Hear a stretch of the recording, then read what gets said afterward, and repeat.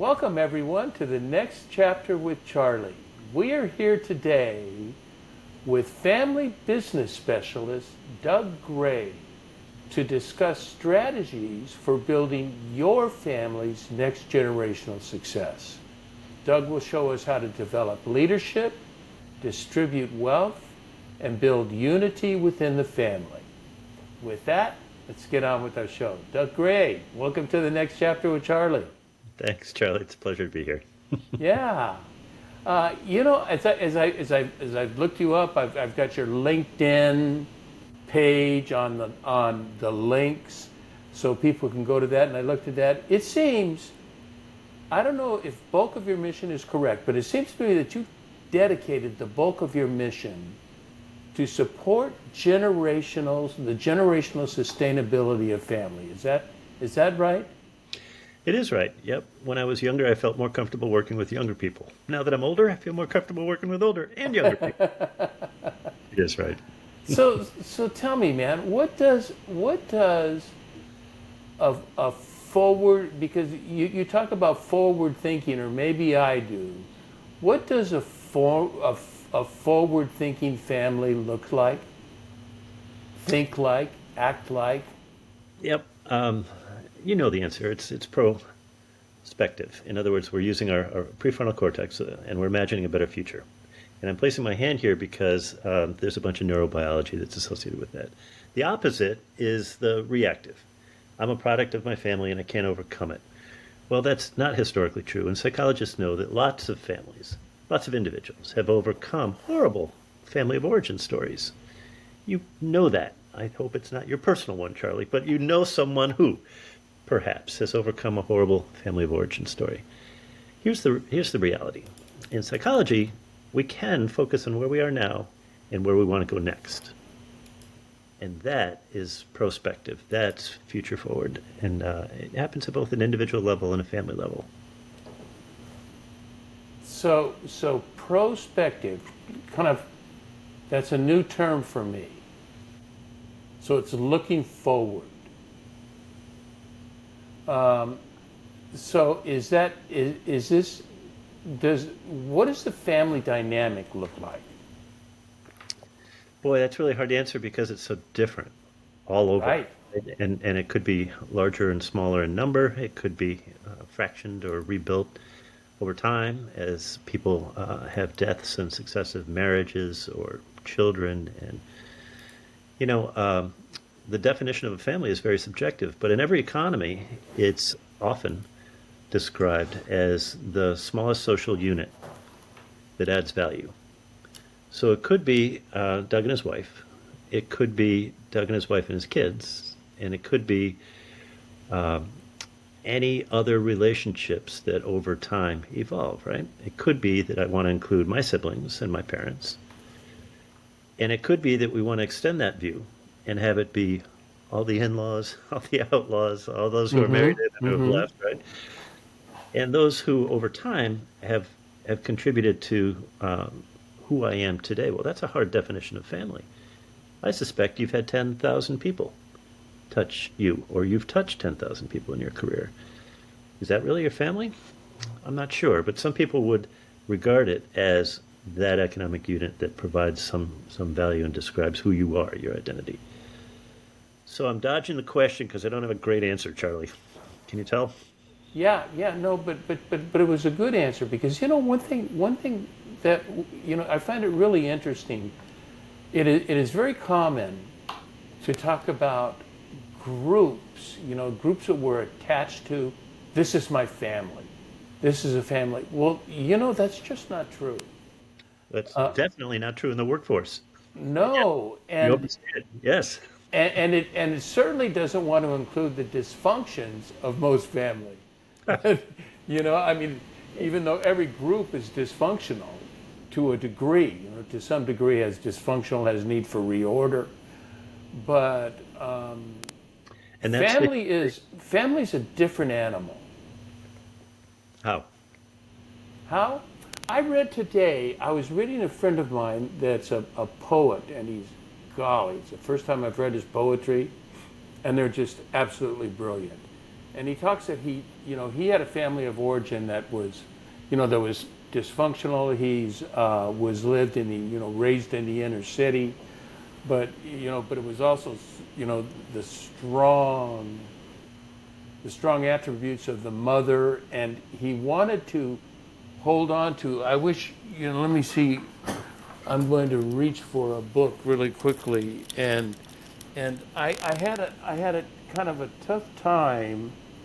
Uh,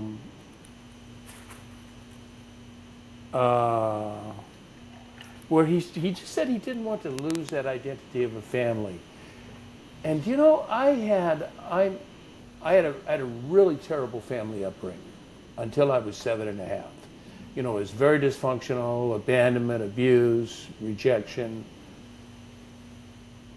Another subject, although now that I no longer look at it as something I have to manage, but something that is my identity. Now that I have taken that on as my identity, I take it on very differently. I no longer take it on as a roadblock, but actually I am the good that I am doing today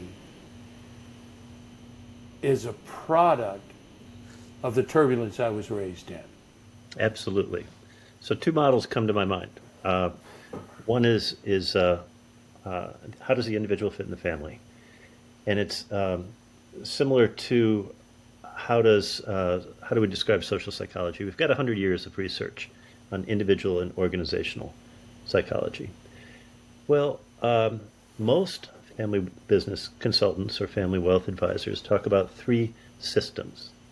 How does the individual fit in the family system, whatever that might be defined as, which is what we're talking about now. Second is the business system. What is it that makes money and generates wealth over time? Mm-hmm. And third is the ownership system, because ownership perpetuates the wealth over time. So those are three rooms or three houses that often psychologists talk about. But the fourth down here is even more important, and that's the learning system. I'm a fan of learning systems and Senge and others because 100% of my clients are high on learning systems. If they weren't, they wouldn't be clients. They aspire to grow. They have a growth mindset. So if you were to think about how that individual fits with those four systems, your example is perfect. You overcame a family of origin story at 7.5 that compelled you to embrace whatever business and ownership capacity you had, whatever your interests were. And you mastered those, I imagine, over time. Why? Because the learning system is so strong. So how does the individual fit in those four systems? I think that's the perpetual question. What I know from my research is that next gens want a voice. Our girls are 29 and 30, Charlie. They definitely want a voice. We encourage them. Yeah, my son's 33, and he doesn't want a voice. He has a voice so, that you listen to. And you have to, I suppose, because you're a loving father. Yeah. But that's a common theme, isn't it? Next gens have always had a voice. They've always practiced innovation. They've always threatened the system. And the older gens have the assets. They want to protect the assets over time. And right. Rightfully. That's as ancient as biblical teachings and every culture we've ever had. So let's assume that dynamic is going to persist. To me, the next question becomes, all right, there's tension. The individual in those four systems. Repeat those four systems, because you did that quickly, and I want to have those clearly in my mind. Sure. And if anybody wants, they can send me an email, and I'll send them the copy of a visual image of it. But and I'll mention that it's in the Success Playbook for Next Gen Family Business Systems. But it looks like this. It's just a circle in the middle is the individual, right? And then over here you've got the family system, the business system, and the ownership system, which is what most... Family, business, ownership. Yep. And the learning system. And learning. The learning system is pivotal. It's on the base because it's so much more important, and it's one that we don't always embrace. So what I think about as a psychologist is, how do I encourage the next gens to ask questions? Because curiosity defines us as a species, and it certainly defines them. Curiosity, in my opinion, is the currency of learning. I kind of like that. Agreed. Yeah, and you probably, as a host, find that a lot. You'll follow your curiosity and ask whomever, whatever you're That's curious. why I'm hosting a podcast, is because I'm extremely curious. Bingo. So you're high on that learning mindset, I suppose. Right. So the related model, that's one model that I use to describe a system at individual levels and family levels. And I created the Assess Next Gen process so that people could have the language to describe where they are. But the other model is one that relates to this earlier point about prospective belief and theory. And then I want to ask you if you know the term psychological capital, PSYCAP, PSY. Have you heard that term? I've not heard the term. It makes sense to me, but I've not heard that term.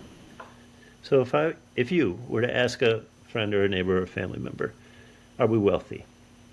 If you ask your son, are we wealthy? And at 33, you'd probably, like most people, focus on financial capital. Here's my assets and debts and net worth. And I think that's very limiting. We've got a wealth industry that supports that, but it's limiting. We've got a legal system that reinforces that, but that's limiting. So we've got different notions of capital, but we don't always talk about PSYCAP. So this is relatively new research, maybe 10 or 15 years now, that most of your listeners probably don't know about it. And it's a construct that's dynamic. It's beautiful in that way because it can be taught, it can be measured, be quantified, and you can increase it if you think about four things. And it's really easy to teach and really easy to remember because the four things are competencies that interrelate. So it's HERO, it's called the HERO, HERO model within an individual and within a team.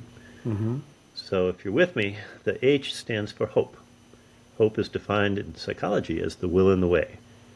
The will and the way to cure cancer, to develop a great relationship with your son. Whatever that example might be, that's hope. E is efficacy, our capacity to do a good job. And we have this, I think, in most professions and in most lives. You don't want to be an average Charlie. You want to have great conversations, I suppose, and be a great, extraordinary, highly effective Charlie. So that's the hope and the efficacy. The R is resilience.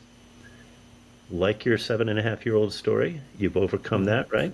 To a previous level or above, just as many people do when they return from a traumatic experience. Resilience can be taught, it can be developed, and there's a lot of research related to that. And the O is optimism, which is a choice to choose the positive outcomes rather than the pessimistic or negative outcomes. It's the belief that there will be a better future. Kind of feels like hope, but it's a more generalized belief. Hope is the will and the way to do something. So I know I threw a lot at you. HERO, HERO. Comments, questions? I love it. I have a question going way back to the very beginning. Okay. That is, how do you measure, or are you a wealthy family? I think, if I may, that's probably a leading question, because wealth is always determined in the scope of finances. Wait. That's your experience and your worldview and your belief. That's my experience in life. So when I say always everything, I'm only saying, what if we used a different question? On the nose, Charlie. What's that? On the nose, Charlie. You hinted in our pre-call that you're a spiritual person. Yes. So another measure of wealth is spiritual capital. Yes, absolutely. Because what you described with the hero model, honestly, you described my son. If even if I were to ask him, are we a wealthy family? He'd probably say, yeah, our finances are great, but I think there's more to our family than that.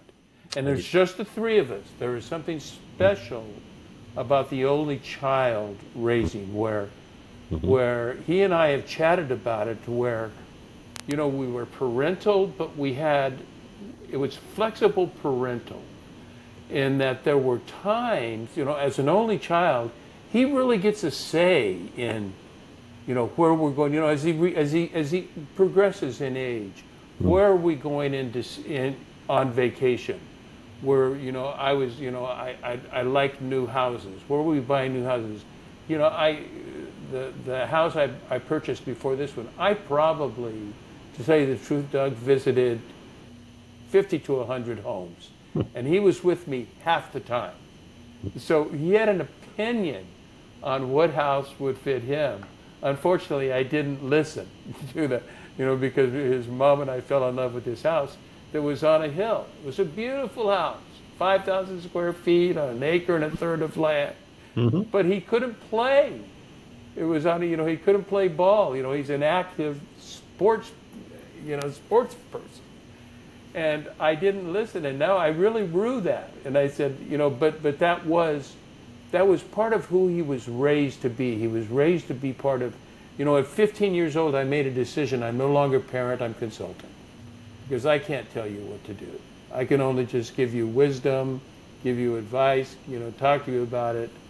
And so I am fortunate that my son would mirror the hero. That's fascinating to me because some folks resist new models. I just introduced a new model to you. You embraced it. You immediately saw applications to your most important son. Yeah, he is our most important son, is the only one. And you thought of examples where you could apply that, like the house searching example. It's a measure of efficacy, right? Let's go bigger. Let's imagine that you want to take care of your loved ones, your neighbors, or those in a spiritual community that you care about.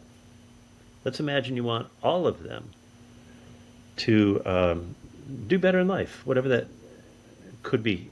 Well, I suspect you would want them to voice some goals, like how do we increase our purposeful giving? How do we serve Right. other people? How do we tangibly represent our love for fill in the blank? And I think that's the roots of philanthropy. Every college, every university, every city park throughout history was a gift from folks who had a shared purpose. Right. But we don't have the words for it. We talk about capital and wealth as if it's broken up. Financial capital, human capital, social capital. Those are subsets because they're easier to talk about. So I'm proposing that we talk about something bigger, like a bigger umbrella. Yes, It's more I love important. it. And that's what SciCap is, I think. If we talk about the hope for American collaborative conversations, whoa, there's a topic. How effective can we be at conversing with people who have a different religious or political belief? How resilient can we be with those we disagree with? These are coachable skills. And how optimistic can we be about a better future decades from now? So it's not just an American experiment. It's a thing which persists somehow. I think SciCap will define us if we begin to use those four terms a little bit more. I love that. It kind of, for some reason, this may seem really off the wall and it doesn't fit, but it feels to me like in the field of intelligences, emotional intelligence is like SciCap. Emotional intelligence is to intelligence, understanding intelligence, what SciCap is to understanding capital. It's just, what's that? Let's go bigger. Or maybe to understanding humanity and human behavior. What if SciCap is a framework that could be used to describe human behavior?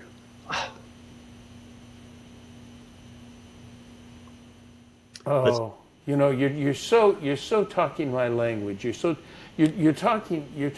It's like I feel like I sat down at one of these fairs or bazaars, and I sat down and somebody is sketching my portrait. I feel like you've sketched a portrait of what I believe. That we are so in the same camp, and yet I never attributed that to the term SciCap.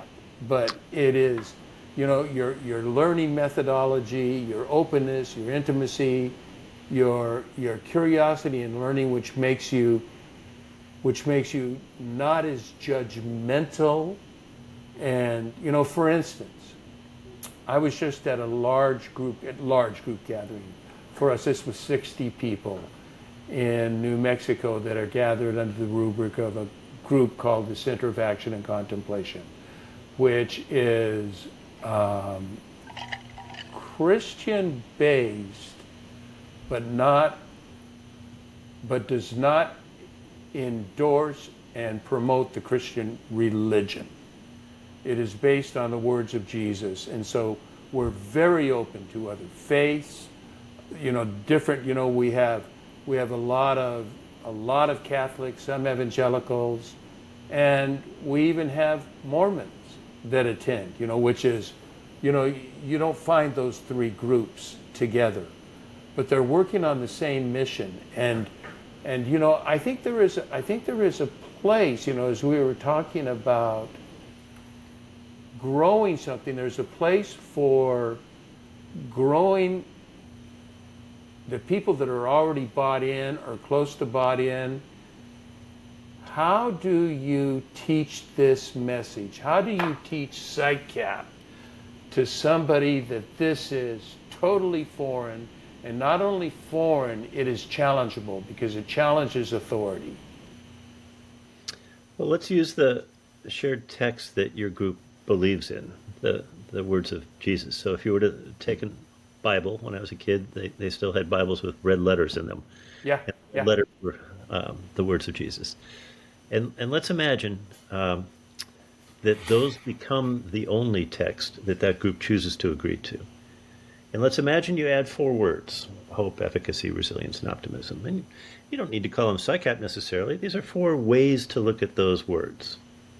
So what's the hope expressed in this passage? The will and the way to have faith as strong as a mustard seed. Well, what does that really mean? Right. Mustard seed's this small, right? But then it's prolific in the springtime and it covers all the fields, and a seemingly impossible thing becomes possible. So if we use the words hope and efficacy and resilience and optimism in whatever passages, I suspect that it will enable us to focus on our shared beliefs, whatever unites us. And I guess I want to add, I was raised in that kind of an environment. My father was a Methodist minister, and I was forced to sit in the front row of the pew. Oh, you were Baptist. Methodist, but the point's the same. And when folks are exposed to one text, whether it's that or anything, I think it often limits our beliefs. And the idea of having new vocabulary, Right. like I just shared with you, is so that we can practice using the vocabulary in different ways ahead.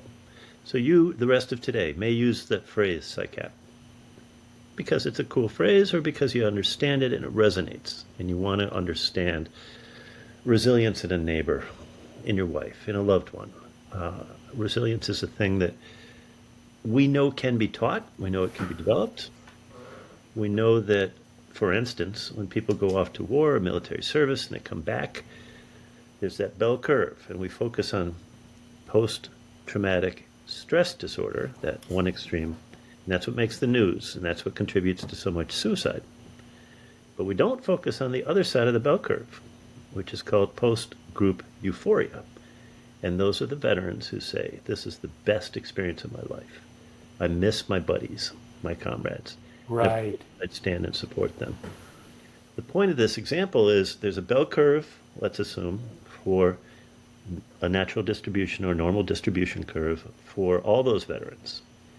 But if our stories and our repeated stories, like the news, reinforce the oldest part of our brain, the fear-based stuff, rather than Right. the prospective views of what does it mean to be resilient. Now we're teaching resilience, and we're doing it with communities. So when the veteran comes back, he doesn't go back to the same group necessarily. He goes back to a community of people who support him or her. And we know that that reduces suicide. We know that people are social animals. Well, now I'm going back to the first model. How does the individual fit into that community of veterans or that family of veterans, if you want to use that phrase? That's critically important. That's the backbone of social psychology. How does the individual fit in the organization? We've got 100 years of research. Sadly, we just don't share it enough on podcasts like this. And I think that's our challenge. So tell me, let's make it, let's kind of come back to what you're talking about, and that's the dynamic of the family, which is a nuclear family or the extended nuclear family. And I'd like to spend our time talking to you because you have, I think, that's so relevant to, obviously, to our listening audience. And you are teaching new thoughts. You're teaching, you're coming at it through a whole different window. And one of the things that I'm wondering, let's begin with, what do you think are the common challenges that families face when they're planning for the future? If they are indeed planning, they all are hoping for the future. There's a desire of the future, but there's probably rarely a discussion of what this looks like. Bingo. So you just nailed an example of a practice. Let's have discussions. When we meet as a family unit and discuss whatever we think is important that week or that month or that year, we're co-designing a better future. I'll give you an example. When our kids were in middle school, they actually listened to us, right? And they'd do what we wanted. So on Sunday evenings, we'd have dinner together. And that was a time when we'd have 30-minute family meetings. And I think I was really good about it for a year. They think I was good about it for 10 years. The point is that the ritual of family meetings on Sunday evenings was a way for us to look at the schedule ahead, who needed to go where, and how do we get them, wherever the logistics, all the craziness. But and we only had 2 children, and more importantly, the ritual of that family meeting rotated. So I wasn't always the facilitator. So my wife would be. Really? Would the children lead? Absolutely. And the activities were for them to pick. You mentioned going on a trip. When we went on family trips, we still go on family trips. They select the activity. They select the restaurant.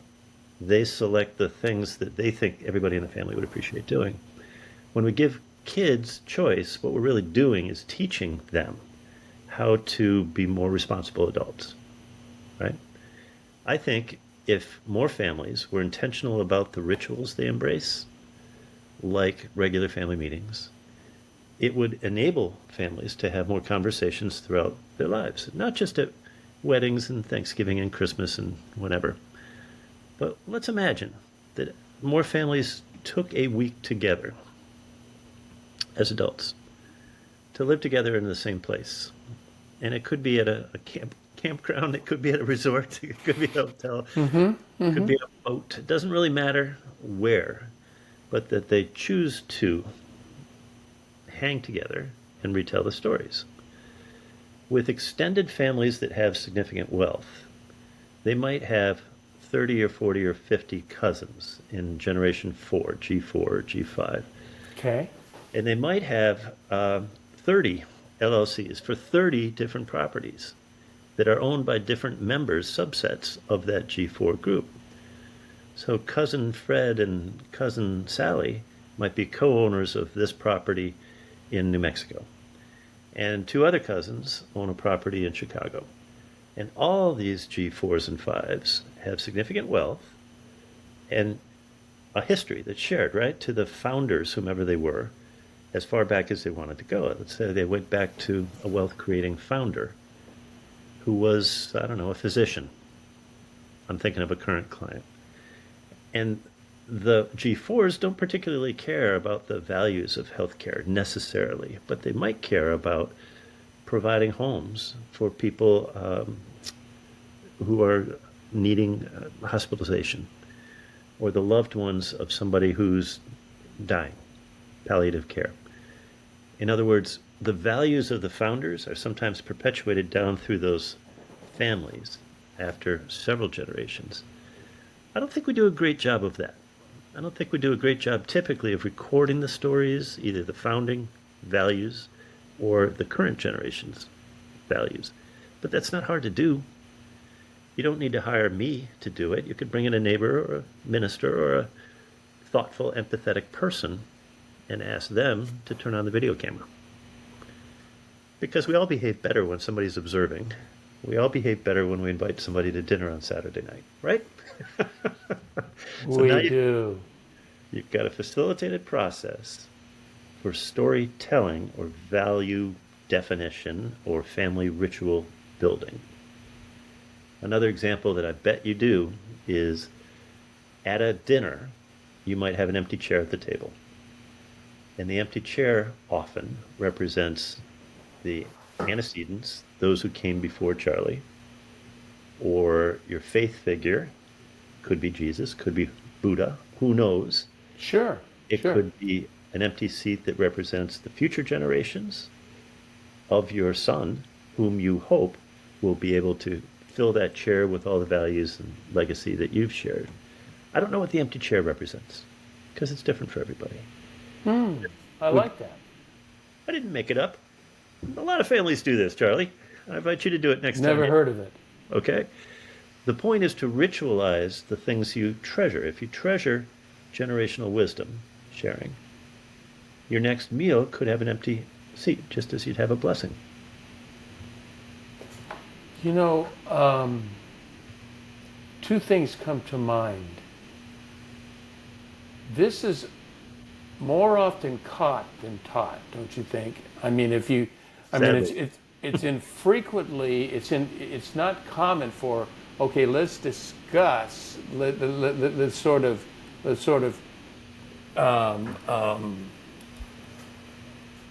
capture our family values rather than express them.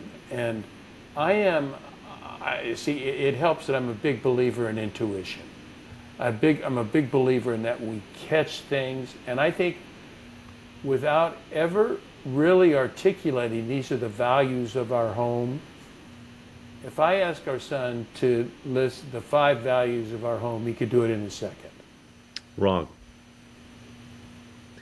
We all think that, but the Really? evidence doesn't support that, sadly. You might get 2 out of the 5. I don't want to misunderstand. Well, I don't know that there are 5. I don't know what I would put. So you haven't done your work yet. Is that what I'm hearing?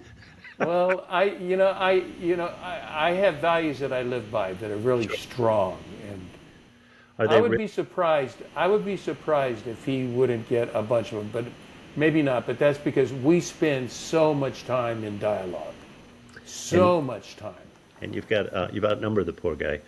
You got a 2-to-1 ratio. 2 to 1, and and there's 2 different perspectives. Yep, that's right. His mom's perspective is very different than mine, but they synchronize. So most folks are not able to articulate the values because they don't have a process. You might like viacharacter.org. It's free, and it's an assessment that's cross-culturally vetted. I laugh because it's my favorite assessment of all assessment tools. I'm The happy to hear. top 5, I live by the top 5. I've never had anything describe me as precisely and as accurately as VIA. Good. Good that you know it. Good that you use it. And you can ritualize that practice too. Take your top 5 and don't try to sprinkle them in a day, but do this one today and this one tomorrow. And write them down. So today on my day timer it says hope. It's one of mine. Tomorrow is perspective. Saturday is honesty. You get the point. If you were to live each of those 5 on a day, the research is clear. You will feel and reaffirm and validate those strengths on that day better and deeper and longer. And it increases a lot of things. Oh, that's good. And since they so represent who I am, I don't have to be out of character. I'm in character. I don't have to change anything. I just have, it's redirecting my energy. That's a good point because it represents the paradigm shift in psychology in the last 20 years. Let's assume that Charlie's strong and capable and will flourish. 40 years ago, most of the research in psychology was on negative stuff. What causes anxiety? What causes depression? What causes violence? And we needed to answer some of those things. But after 100 years of social research, social science research, we now have begun to research how do we flourish? And the fact is that parents think they know their values and think they've imparted them to their kids, but I cut you off because that's not the research and that's not my experience. The patriarchs often think, of course my kids know these, but they don't write them, they don't state them. In a family-owned business, sometimes they're stated on the wall, Right. or Right. they're stated in a will, literally. And oftentimes we write letters to our loved ones. I've done this for years. When our daughter got married, my new son was welcome to the family, and the first line is something like, "This may seem strange to you, but Merry Christmas." And then I shared a bunch of private stuff. I think we're good at that, but we're not great at that. And I think we need to do more of that. For, Rituals. and I completely agree with you. For what reason? So, What's the driving force of that? What's the ROI? What's the benefit of that? ah, families are the social fabric of our community, and every culture, as I said at the get-go, they have an economic power, but they have a social power, which is ancient. So if you're not articulate about your values to your son, he might misunderstand. He might think that dad values whatever, but miss it or not get it in quite the same way that you want him to get it. So please do that. Share your top five. It would be curious. I'd be curious to do that because as I said, we engage. Now he's a baseball player, and he's out of town a lot. He lives his home is in Scottsdale. We're in Southern California, but he plays in Cleveland. So, us getting together is not common, but not frequent. But when there are no such thing as family dinners, and just Thanksgiving or special times. When I go to visit him, and he has two chefs that are his assistants, so we eat gourmet food when we live with him. So that tradition is not possible, but a Zoom meeting would be, right? Maybe it's hard. It's hard, But anyway, when we are together, he and his mom will talk practical things, family, that kind of thing. He and I go off, and because he loves philosophical thinking as much as I do, and we go off into philosophy, we go off into dad's personality, what drives dad, what drives him. He's very influential on his baseball team when we get into drivers, core beliefs. So those things are expressed, and I think are you familiar with Robert Rodriguez, the filmmaker Robert Rodriguez? No. He has a book called Rebel Without a Crew, and he talks about how his life changed when he began to include his young children in his filmmaking. And he made films. His first film he ever made was Mariachi, and it was a success at Cannes, and he made it for $7,000. And he included his family in the production, so his family is now, the whole production company includes his family, and his family said, "Dad, we kind of understood what you do, now we understand the ethos behind it, we're into it." And that's a way I was able to live with my son. My son is a baseball player, he's an athlete. So we traveled, I probably spent 25 hours a week with my son, not working, just. Yep. And so, we caught on long drives, we just caught the depth of each other very early. And so, it was just, I was fortunate that I was in the right situation. Yes, and he was captive. What if you had 9 kids? That's a different story. I don't know. God fortunately did not have me do that. What if you were, instead of supporting his baseball career, supporting your family's manufacturing company or winery or farm. And he felt like he needed to contribute to the family's golden goose, whatever it is that generated wealth for the family. Many of those kids also feel captive.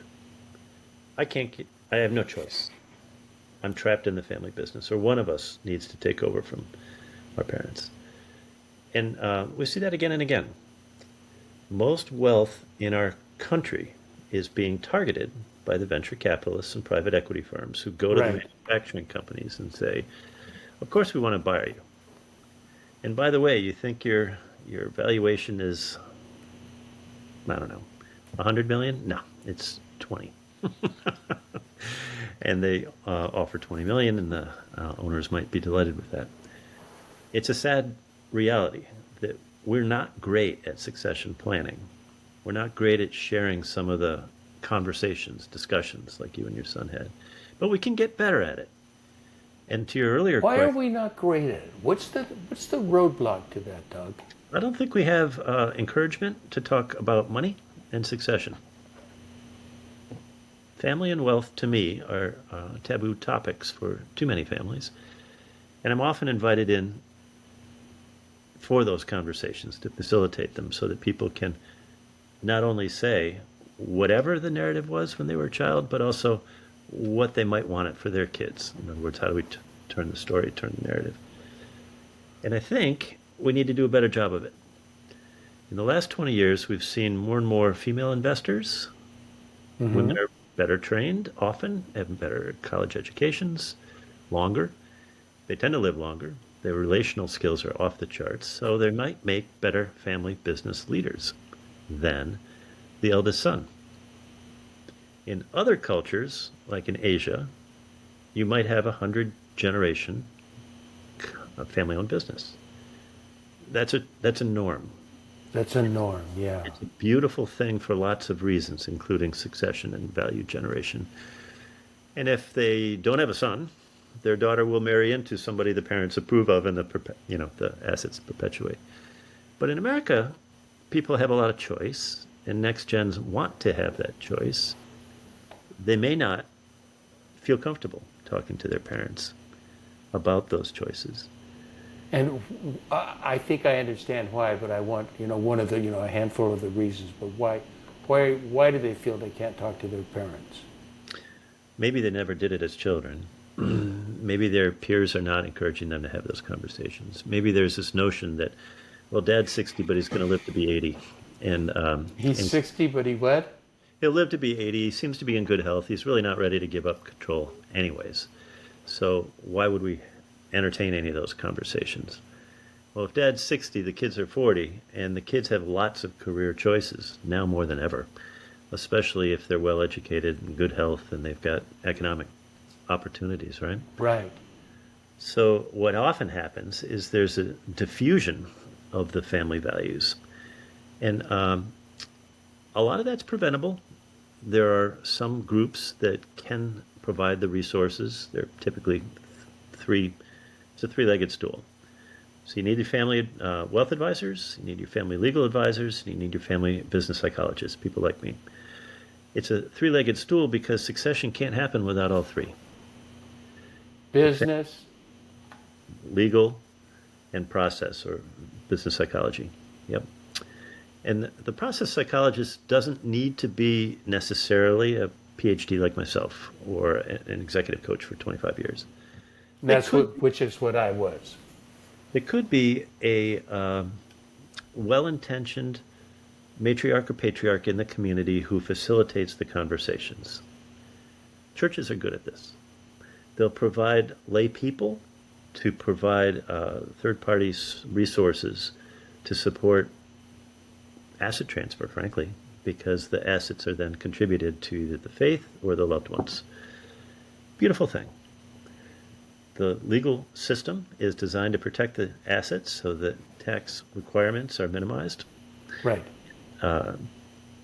Obviously, the financial system does the same so that the assets can be retained for as long as possible. The growth of family offices, which is a like a family bank. It's a way to manage the shared assets together. Is happening in part because there's so much new wealth, especially in your corner of the country, from tech investors. We've now got more billionaires, G1s, who really have not ever been taught how to accelerate their family succession values. Well, these are all coachable skills. So, in my opinion, coaches are the most important of the three in the three-legged stool, because I'm biased, but because it's easy to do the legal stuff and the financial stuff. There are legal and financial constraints driven by taxes and insurance. But there are no models or constraints that are universally adapted to the family business psychologists. So it's a disorganized practice or movement. And I think it's immature organizationally. As it matures in time, that's why I do these podcasts.